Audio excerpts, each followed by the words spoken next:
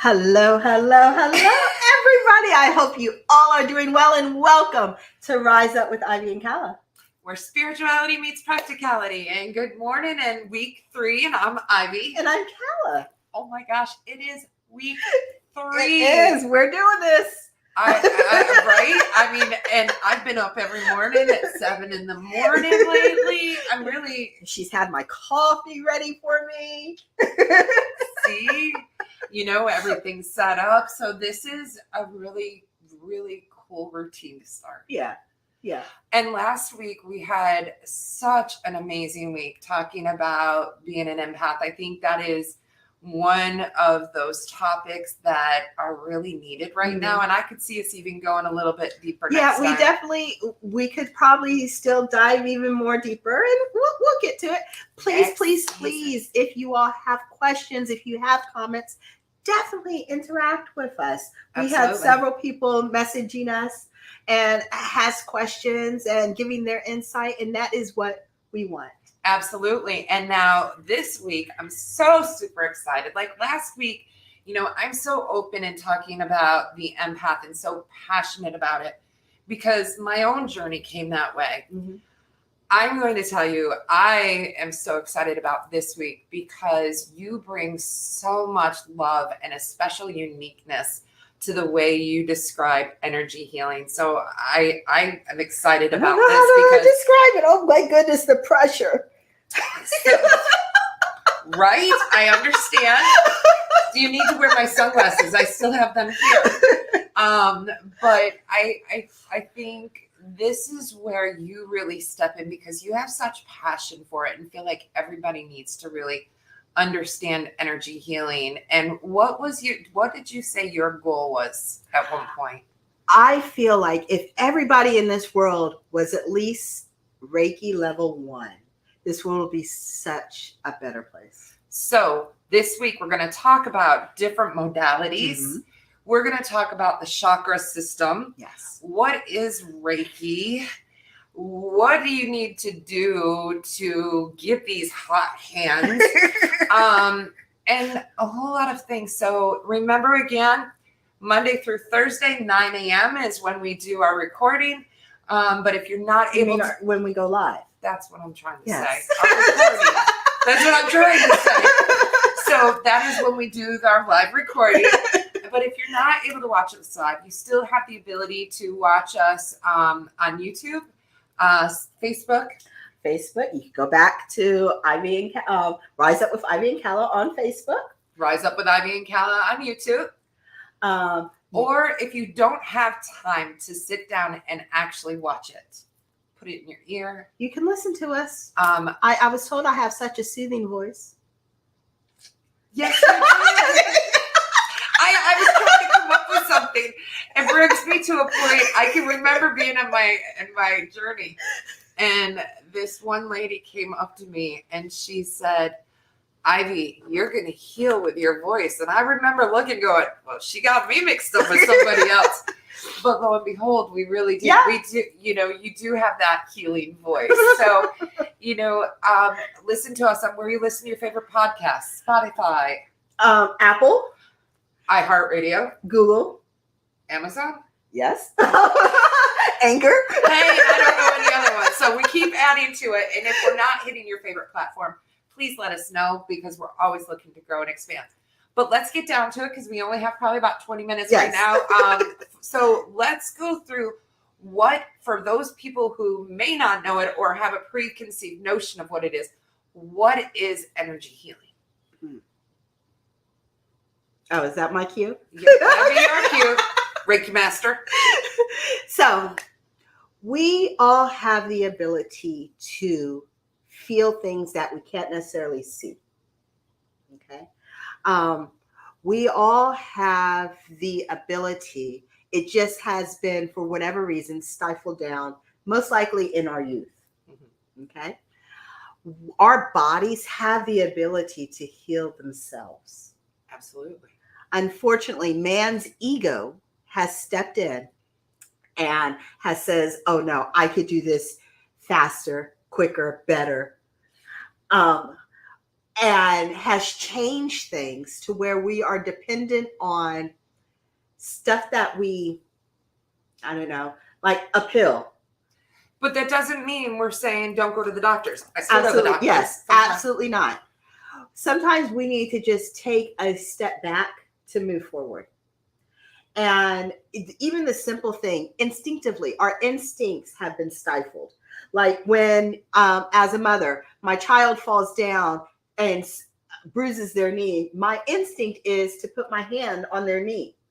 That is doing something.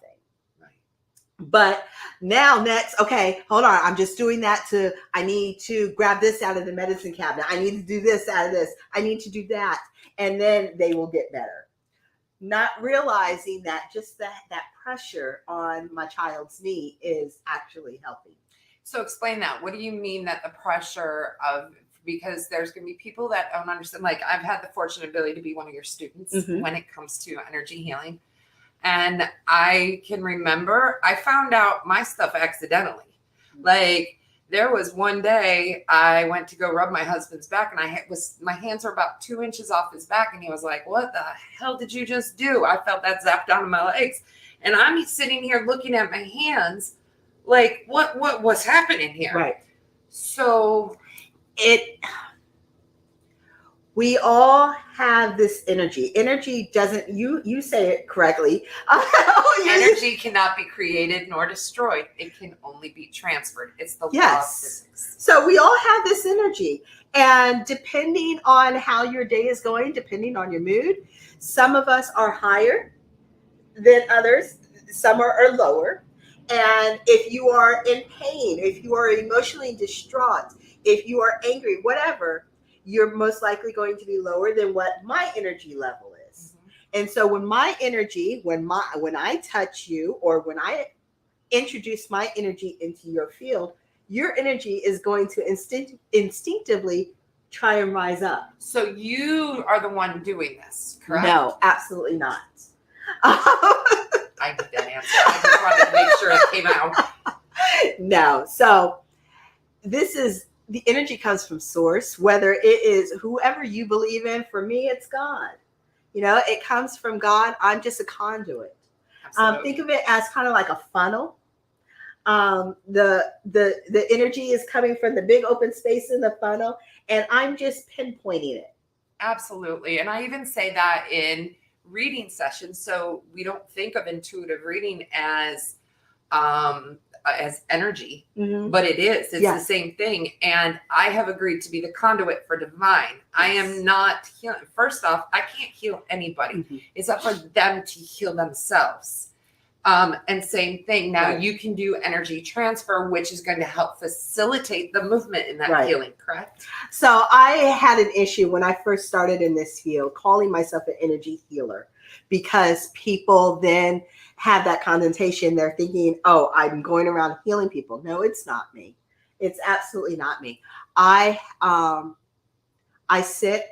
space for people so they can in turn heal themselves. I help maneuver, balance, rearrange their energy field so their energies can rise up to a higher platform. If that makes sense. It does. We both keep saying if that makes sense. So we are going to work on trying to take those words out of our vocabulary, but we both apparently do that. So I think we have to get to the basics. And I think tomorrow's episode, if we're talking about chakras and things like that, I think then we're going to go deeper. But I know you're going to hate me for asking this question, but can you share part of the story of how you became an energy healer? And I thought that we discussed this before, but maybe not. We're on week 3 and there's been a lot of discussions. Okay, so over a decade ago, my daughter, she was in a car accident. And the night of the accident, I was able to bring her home. She had a couple of bumps and bruises, but compared to the other kids, one had a broken collarbone, one had a broken leg. They were pretty beat up. I was able to bring my daughter home.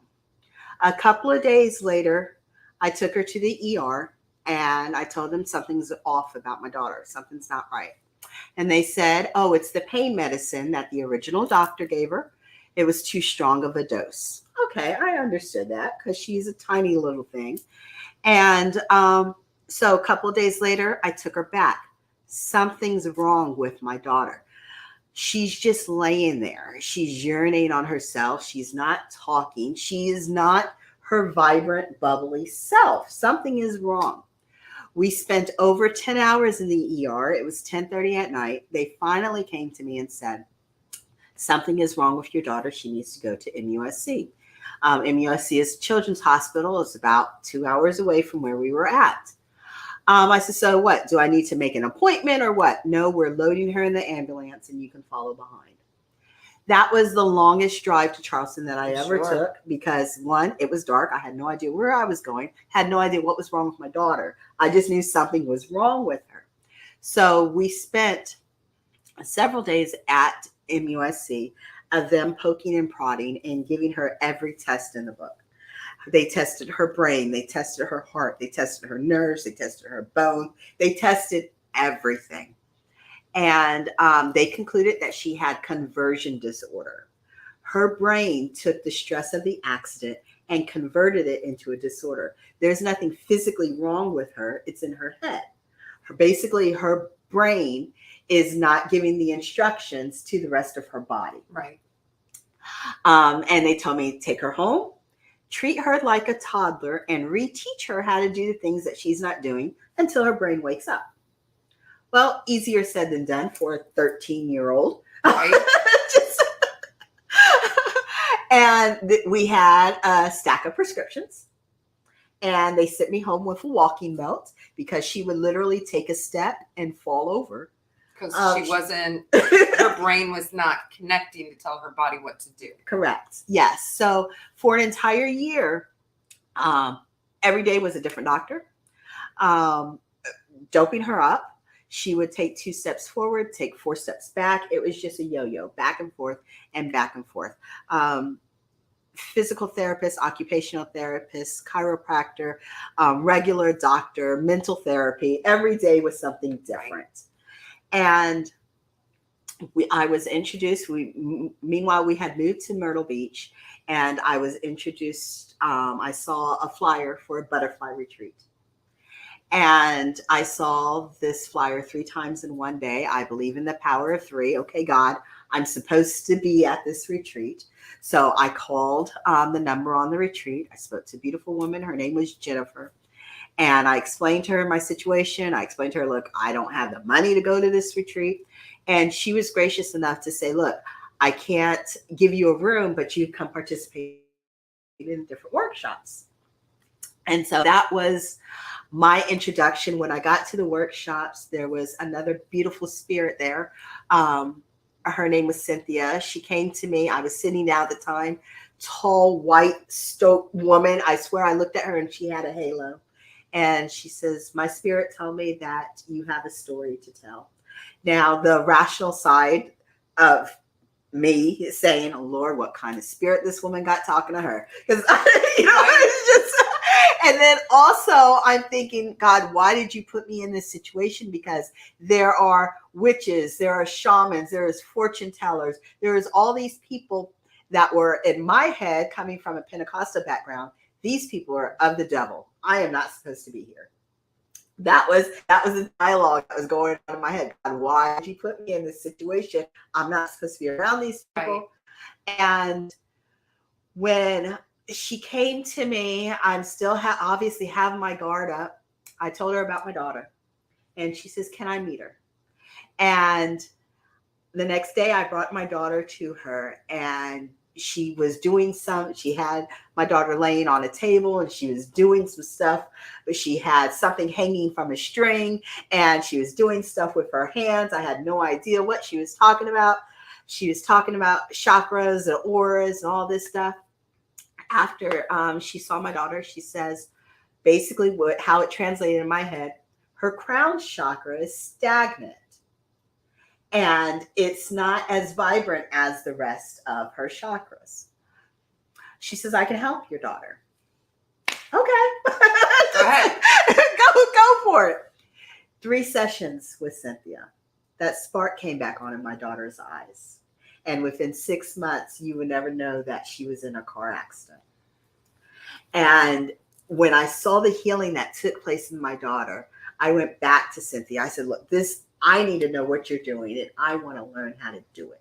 Because I've always had this bug in me that I was supposed to be helping people in this fashion. I just didn't know I was supposed to be a nurse.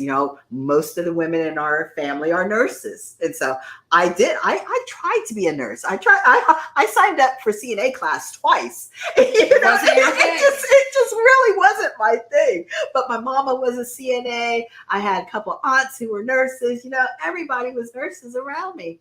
And I knew I was supposed to be in that modality, but it wasn't until energy healing was introduced to me, and I realized that this was the type of healing that I was supposed to be doing. And all the rest is history. She put me on the path. Cynthia wasn't able to teach me, but she gave me the information to put me on a path to help find where I needed to be. See, I love this story. Like, I have heard this story. I make her tell this all the time. But it every time I hear something a little bit different with it, you know what I mean? Like an added piece, or I pick up on something I didn't before. But over the past 5.5 years since we've worked together, we've heard hundreds of stories similar to this with energy healing. I got goosebumps right now. Again, everything has energy, from a fingernail when you cut it off, to this pillow, to the grass that is growing outside, to everything, to our bodies, everything. Everything has energy, or everything is energy. Right. We put conditions and conformities around it, where we say, this is a phone, and that's all it is. When there's so much more to it. So I think this week, talking about energy healing and the benefits. The different modalities. There are so many. Energy healing is a wide umbrella because there's so many different branches that are hanging from that umbrella. But at the end of the day, it all deals with balancing your energy. And for example, I do energy paintings. It's still energy healing. Yeah. Even though I may not have hands on myself, I am letting that energy come out in that same aspect. So this week is going to be so exciting. We're going to talk about it. We're going to tell you how you can be Reiki certified. We're going to tell you where to find it. And if you're not local, we can help you in that aspect as well. Because you do Reiki training online now, virtually too, right? It hasn't been officially announced yet. Oh, sorry. Oops. You, our closest friends, are the first ones to hear it this way. So yes, you can learn it wherever you are at. There is no prerequisite to learn it, to learn about the history of it. Just have an open mind. But everybody has this ability, just like we talked about empaths, right? We're born with this. Yes. It's going through the classes is to understand it. To learn the history of, specifically what I teach is Reiki. But there's healing touch, like Cynthia, who worked on my daughter. She was a healing touch practitioner. There's Reiki, there's Kemetic Reiki, depending on where you are from. Like Usui Reiki is based out of Japan. Kemetic Reiki is based out of Africa. And so there's Tibetan. There we go. I know that because I'm Usui in Tibet. And so there's all different modalities, but at the core of it, it's a matter of balance. I like that. But that's where we're supposed to be every day. Yes. As above, so below, balancing both sides of ourselves. Right. And so I'm excited. We're going to be talking about chakras, because chakras is a big part of it. Whether there are some people who don't believe that chakras even exist. Okay, then. Or we've created, and then if you look, when we talk about Reiki and chakras, we're usually talking with Japan-based for Usui. But if you look over there around the corner, I have a Celtic chakra book. So again, people start to come up with different ways. So it's going to be what you connect with. Exactly. And something that, just like in religions, like I'm Pentecostal, but there are so many different forms of Christianity because man's ego has stepped in and says, I like that about that. I like that about that religion there. And I like that one about that religion there. Oh, I'm going to combine it together and I'm going to give it a different name. My own. Yes. And unfortunately, the same thing has happened with energy work. The same thing paganism Yes. and everything. I mean, there's all these different ways. I know there's fire Reiki and there's angelic Reiki and there's... Did you know there's dolphin Reiki? I'm just saying there. I never took the time to Google it to find out. Can you Google it before we talk tomorrow? Because I really think this week we need to learn what does dolphin Reiki actually mean. Yes. I think that would be quite interesting. And and no disrespect for anyone who practices dolphin Reiki. Yeah, I will Google that for you. But I saw it in passing and was like, oh, okay. I'm not one to judge. But this goes back to what we've talked about from the very beginning. I follow Ivyism. You follow Callaism. If you wrote a book of your experiences, it would be a Callaism Reiki, right? Or an Ivyism, whatever. It's about learning from all different faiths, all different traditions, and what makes sense for you. Yes. And, so I can understand where all these different forms of everything came, but that doesn't mean all those different forms fit you. Correct. I'm glad you said fit you instead of saying is right. Right. They're all correct. Right. Yeah. They're correct. They're correct for the person who's embracing them. Yes. It doesn't mean, though, that everybody embraces it in the same way. Yes. So I am super excited about this this week because I'm ready to sit back and learn it. My goal... You're a Reiki master. What do you mean sit back? Well, yeah. So, but I only did that. No, I think the fun part for me is is even focusing on the animal side, because I recently, I'm Reiki master. Mm-hmm. I've been Reiki 2 for years. My thought process was I did not want to work with people. I already, in my intuitive work, I already feel so much. I didn't want to. But one thing I really truly enjoy is I really do enjoy the Reiki for animals. So there are so many different options, and we're going to talk a little bit about those this week. So thank you so much. Day 1 of Energy 101. We have an exciting 3 days coming up. If you have any questions, definitely comment. You could send us a message on Facebook. You can message us on YouTube. You can answer a question on Spotify. It's just Apple, iHeartRadio, wherever, Anchor. So please share it with your friends, your family, those coworkers that may be open to it. In order to make a change, we have to be the change. Yes.